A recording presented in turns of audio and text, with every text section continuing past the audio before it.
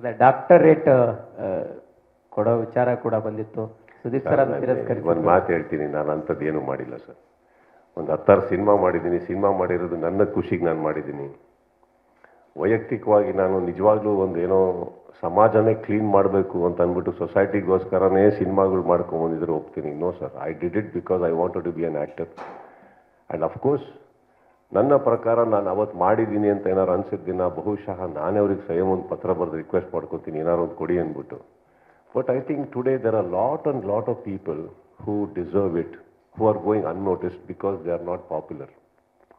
And ಅವ್ರು ಕೊಟ್ಟಿರೋ doctorate ಮೇಲೆ ನನಗೆ ತುಂಬಾ ಗೌರವ ಇದೆ. ಯಾಕಂದರೆ ಒಂದು ದೊಡ್ಡ ಸಂಸ್ಥೆ, ಹಿರಿಯರು, ತಿಳುವಳಿಕೆ ಇರೋರು, ಅವರ ದೃಷ್ಟಿಕೋನದಲ್ಲಿ ನಾನು ಏನೇನೋ ಮಾಡಿರ್ಬೋದು ಅಂತ ಅವ್ರು ಅಂದ್ಕೊಂಡಿದ್ದು ತಪ್ಪು ಅಂತ ನಾನು ಹೇಳ್ತಾ ಇಲ್ಲ ಸರ್. ಬಟ್ ನಾನು ಕೂತಿರೋ ಸ್ಥಾನದಲ್ಲಿ ನನಗೆ ಇನ್ನೂ ಮಾಡೋಂಥದ್ದು ತುಂಬ ಇದೆ. ನೋಡೋಣ ಇನ್ನೂ.